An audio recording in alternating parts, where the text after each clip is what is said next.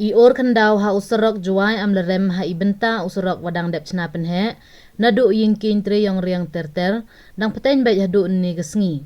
Hei wagadhar construction company ka wachna yo ni usarong da penjan go yagi po chilom yo pungkho yagi mo ki khyndaw wo or cha sarong.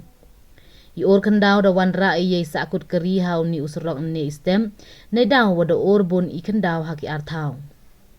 Kamte ki kari wa Sahkut da ki kynta da laj wan ki hadin wa kapo chilom da wan pengkhoi ko hei por prash ten istem.